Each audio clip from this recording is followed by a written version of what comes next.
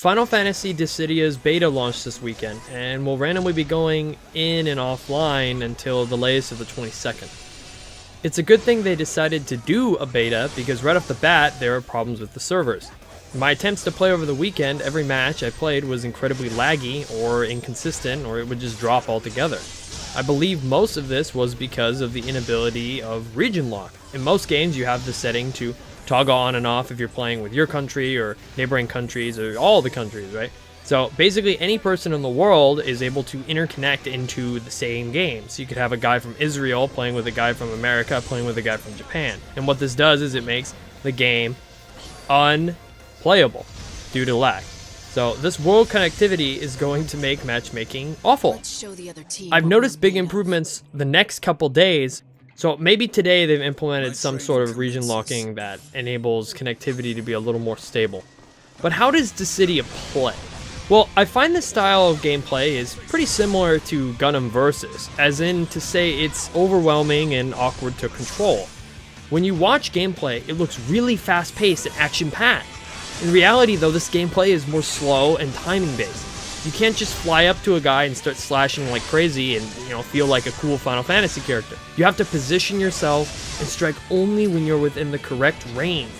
It's not something that comes naturally and requires several games of being demolished to get better. I feel like I noticed the same kind of learning curve when it came to Gundam. The game looks and feels fast-paced, but you have to play slow and tactical. Knowing when to dodge each player's missile or beam is critical to that game. Only when you slow down and evaluate each button press, movement, and dash can you start to understand how the game's meant to play.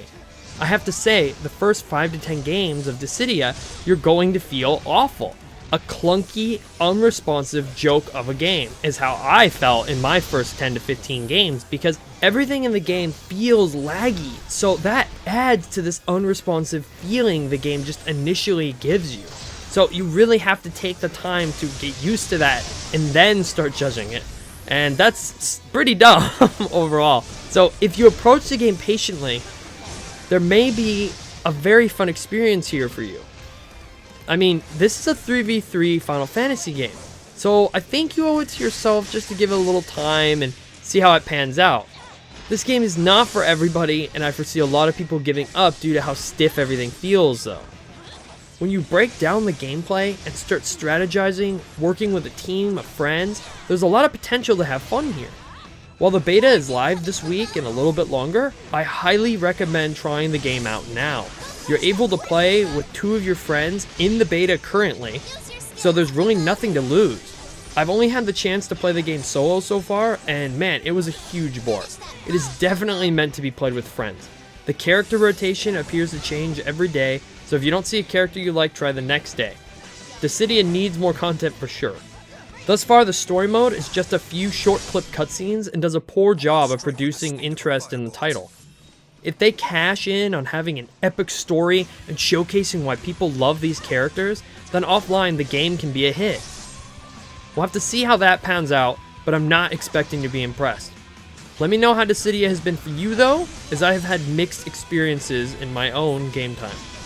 The game comes off very unamusing and slow if you play alone, but one of my biggest gripes with the game is the uniqueness a player adds to a character is incredibly minimal.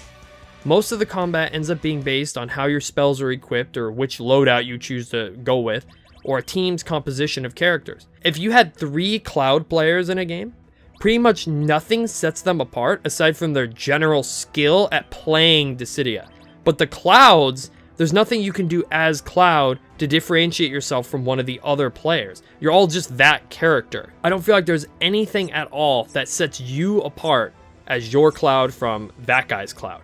And that is really boring to me. Cloud will play like Cloud. Hopefully these problems are just in the beta. Retail release is pretty soon, but some of my issues with the abilities could be changed or altered. Again, they're probably hiding a whole bunch of them in the retail version, and they're giving you a limited amount of moves available at this point.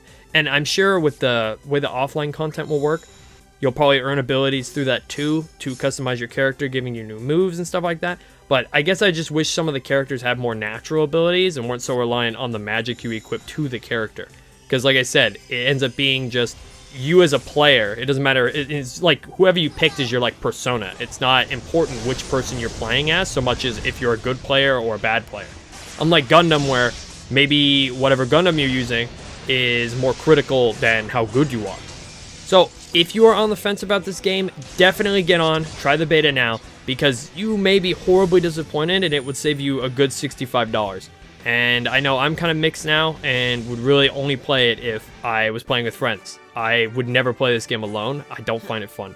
So if you're like me, you probably are going to hate it. But if you have a group of friends, you'll probably like it. Go ahead and try it, and I'll see you guys in the next video. This is Demon Fox Yoko, signing out.